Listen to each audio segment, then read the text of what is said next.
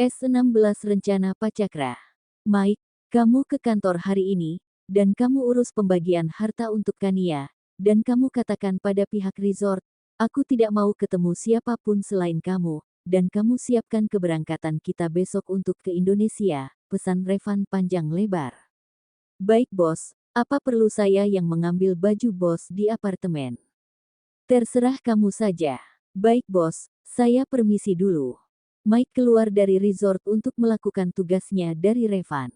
Setibanya di kantor, Mike langsung memanggil pengacara Revan untuk membuatkan surat pembagian harta Gono Gini untuk Kania.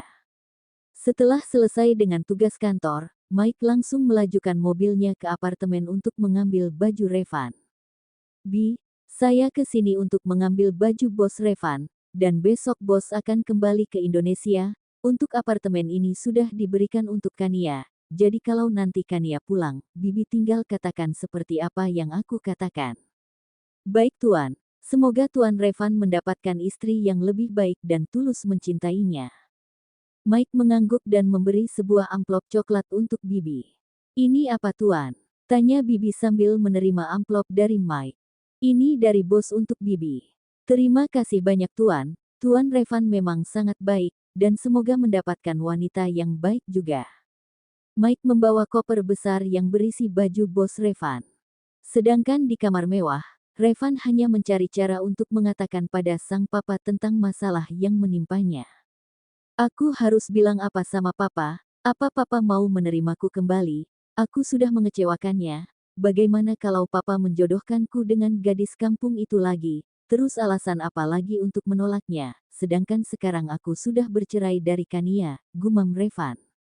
Bos, lagian siapa yang mau dijodohkan dengan duda seperti bos? Meskipun dia gadis kampung, saya yakin dia juga berpikir ulang untuk menerima bos, yang sekarang duda. Sejak kapan kamu di situ? Apa kamu mau jadi pengkhianat, karena sudah mengataiku, ucap Revan. Maaf bos, lagian kenyataan kan, kalau bos memang duda. Ucap Mike pelan. Berani kau mengataiku lagi, aku lempar kamu ke laut besok, biar dimakan hiu. Mike diam. Ting-tung, bunyi notifikasi dari ponsel Revan. Pulanglah papa tahu sekarang kamu lagi sedih, pintu rumah terbuka lebar untuk menyambut kedatanganmu, jangan kamu cari alasan macam-macam, papa sudah tahu semuanya, papa tunggu. Ternyata pesan dari Pak Cakra. Setelah membaca isi pesan dari Pak Cakra, Revan langsung melihat wajah Mike. Apa kamu yang kasih tahu papa? Petik 1. Maksud Anda? Tanya Mike balik. Sudahlah jangan pura-pura, dari mana papa tahu, jika bukan kamu yang ngasih tahu. Bos, di sini mata-mata Pak Cakra banyak. Bahkan di media juga sudah tersebar berita tentang hubungan bos dan Kania. Apa bos masih mau menuduh saya? Baiklah, siapapun itu, nggak masalah. Yang penting papa masih mau menerimaku, jadi aku nggak pusing-pusing cari alasan. Sedang di rumah Pak Cakra, Sahila memasukkan semua bajunya ke dalam koper, bukan maksud ingin pergi, hanya berjaga. Sahila semakin gelisah, pasalnya Revan pasti akan segera pulang, mengingat pernikahan Doni tinggal sebentar lagi. Nah, kalau gini kan enak, nanti kalau Mas Revan marah, aku tinggal pergi aja, nggak usah beresin, gumam Sahila sambil melihat sebuah koper besar di depannya. Sa, panggil Pak Cakra sambil mengetuk pintu. Sahila yang mendengar langsung menyembunyikan kopernya di balik sofa. Sudah aman, gawat nih kalau sampai papa tahu, pasti beliau akan marah. Sahila membuka pintu dengan hati-hati. Papa ada apa? Kenapa nggak suruh bibi aja ke sini? Sa, besok Revan pulang, karena besok papa mau keluar kota, jadi kamu harus tunggu di rumah. Jantung Sahila berdetak dengan kencang merasakan hawa yang tidak enak, tapi apa daya, Sahila tidak bisa melawan Pak Cakra, Sahila hanya bisa mengangguk saja. Setelah Pak Cakra meninggalkan Sahila, Sahila mengunci pintu kamarnya. Aduh, gimana ini? Apa yang harus aku lakukan? Aku minta tolong sama siapa? Sebelum aku diusir Mas Revan mendingan aku pergi dulu, tapi gimana caranya? Aku harus minta bantuan siapa? Di saat bingung, terlintas nama Cindy, Sahila tersenyum simpul. Ya, Aku harus tinggal di rumah Cindy untuk sementara. Biarin deh, Papa Cakra mau marah. Yang penting aku nggak ketemu sama Mas Revan. Akhirnya Sahila membongkar bajunya kembali, dan mengambil sebagian ditaruh di tas ransel kecilnya, dan baju yang lain dimasukkan ke dalam lemari. Duh, ribet amat sih. Andai saja kamu nggak membenciku Mas, aku pasti sudah tenang hidup di sini. Semalam suntuk Sahila tidak bisa tidur. Dalam pikiran Sahila hanya gimana caranya supaya tidak bertemu dengan Revan, orang yang sangat membencinya. Sahila hanya berguling-guling tanpa bisa memejamkan matanya hingga pagi menjelang. Ya ampun, kenapa serumit ini sih? Aku harus gimana coba? Akhirnya Sahila turun untuk mengambil minum. Karena hari pun sudah menjelang pagi, Bibi pun sudah berada di dapur. Non, pagi amat bangunnya, tanya Bibi sambil mencuci sayuran. Bi, semalam aku nggak bisa tidur. Aku juga nggak tahu kenapa, ucap Sahila sedikit bohong, padahal sudah jelas kalau dia sedang memikirkan cara untuk menghindari Revan.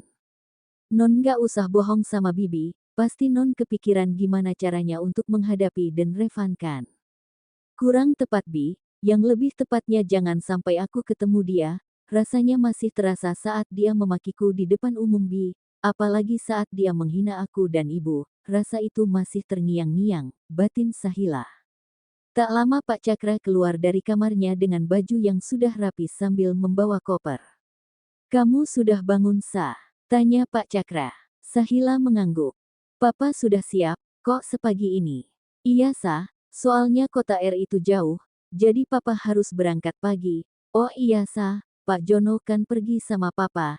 Nanti kalau kamu mau keluar tunggu Revan pulang, biar dia yang antar, ucap Pak Cakra dengan santainya. Antar?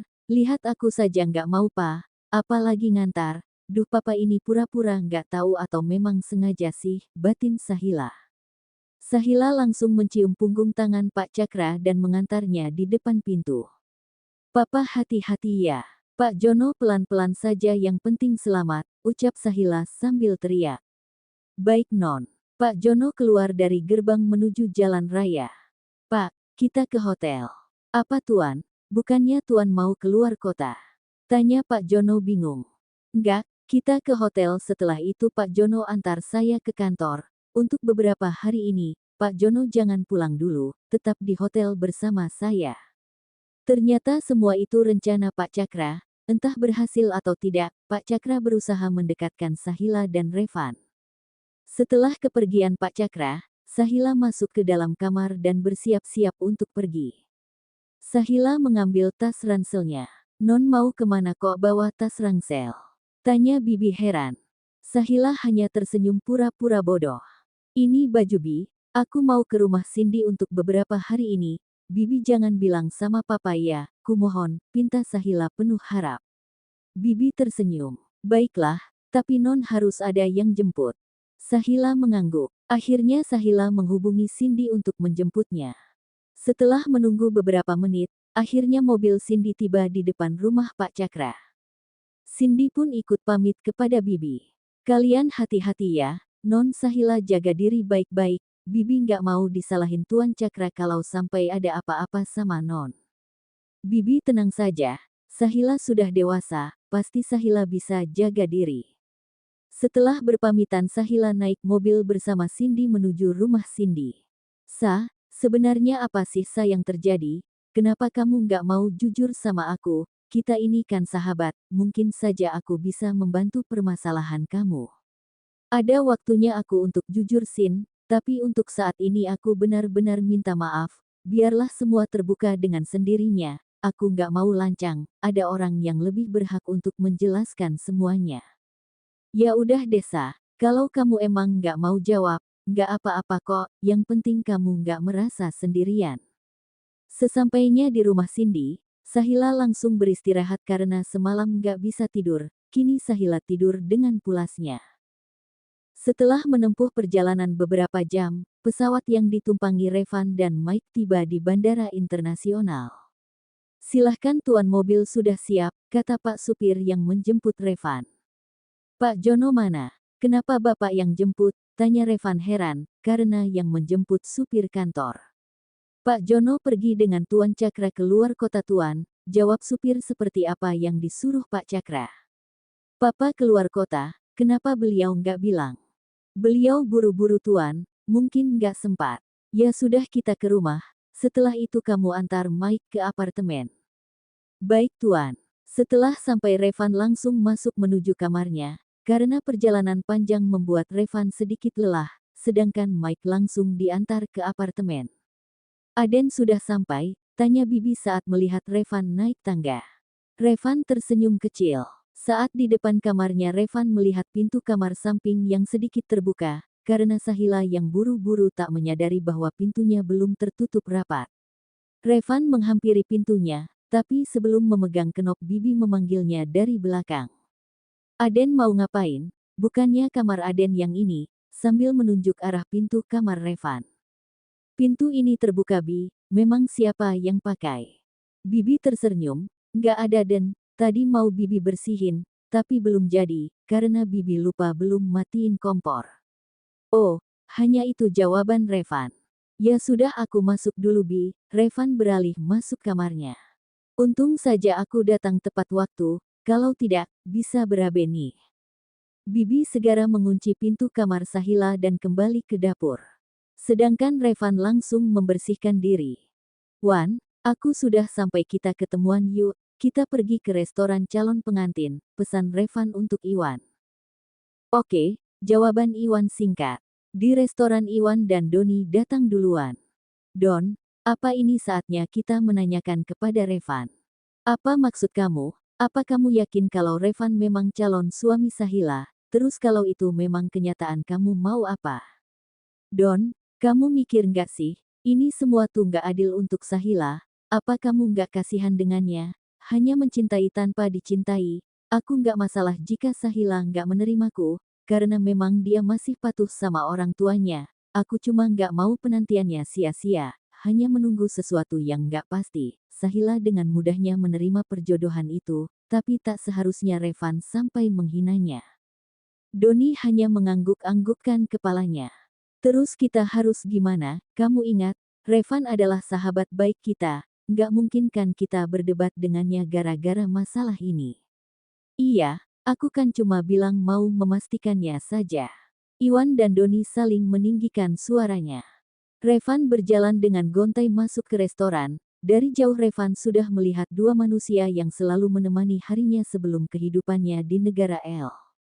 Hai, kalian sudah lama. Sapa Revan dari belakang. Hai Van, kamu apa kabar? Mereka berjabat tangan dan saling merangkul bergantian. Kabarku buruk dan sangat buruk. Maksud kamu apa? Tanya Doni memastikan. Revan tersenyum sinis. Iya bro, Kania mana? Kenapa nggak diajak? Timpal Iwan. Aku sudah menceraikannya, dan sekarang aku pulang sendiri. Apa kalian belum melihat media? Doni dan Iwan menggeleng. Apa? Kamu serius? Doni Iwan bersamaan. Revan mengangguk. Memang apa yang terjadi? Kenapa kamu secepat itu mengambil keputusan? Bukankah kalian saling mencintai? Doni. Lebih tepatnya hanya aku yang mencintai, dan aku meninggalkan dia karena dia selingkuh dengan manajernya. Apa? Doni dan Iwan kaget. Makanya bro, jangan suka nyia-nyiain orang yang mencintai kamu. Sekarang kamu kena impasnya disia-siakan orang yang kamu cintai. Karma itu nyata, dan kita nggak mungkin bisa lari darinya. Iwan sambil menepuk bahu Revan. Perasaanku mulai nggak enak nih, batin Doni. Revan mengernyitkan dahinya sambil melihat Iwan lekat, sedangkan Iwan dengan santainya memakan camilan yang tersaji. Maksud kamu apa? Bilang begitu. Belum saatnya aku bilang, tapi nanti kamu akan tahu langsung dari mulutku sendiri, ucap Iwan sinis dan langsung meninggalkan Iwan dan Doni. Don, kamu jelasin apa maksud Iwan, siapa yang dia maksud? Maaf Rev, kamu sahabatku, Iwan juga, kita semua sahabat, dan dari dulu di antara kita tidak pernah ada konflik apapun. Aku harap setelah ini kamu ambillah keputusan yang lebih bijak. Mereka ini kenapa? Apa yang dimaksud? Kenapa Iwan terlihat begitu marah? Apa perkataanku ada yang melukainya? Batin Revan. Oke, tapi aku butuh penjelasan. Supaya masalah ini tidak berlarut, aku ingin kamu menjelaskannya. Rev, kamu ingatkan cewek kampung yang dijodohin sama kamu. Revan mengangguk. Apa dia itu Sahila? Revan berusaha mengingatnya kembali, karena Revan hanya satu kali mendengar nama calon istri pilihan Pak Cakra, dan itu pun saat di rumah Sahila. Iya, benar, kenapa dengannya? Apa dia membuat masalah? Petik 1. Itulah keburukan kamu Rev, kamu itu selalu melihat orang dari penampilannya. Apa kamu nggak mikir setiap perkataan kamu itu bisa menyakiti orang? Kenapa kamu belain cewek kampung itu? Kamu tahu, sekarang Sahila tinggal di rumah kamu, dan Om Cakra sangat menyayanginya. Apa? Jangan bercanda Don, mana mungkin cewek kampung itu tinggal di rumah Papa? Apa jangan-jangan dia mau merebut harta Papa dengan cara mendekati Papa? Cukup, jangan sekali-kali kamu menghinanya lagi, bukan maksud aku membelanya, tapi tuduhan kamu itu nggak benar, dan mulai sekarang belajarlah untuk menghargai wanita, meskipun kamu nggak menyukainya. Kamu tahu Rev, kenapa Iwan semarah itu? Petik 1. Revan menggeleng. Itu karena Sahila menolaknya, dan mungkin saja Sahila masih mencintai kamu.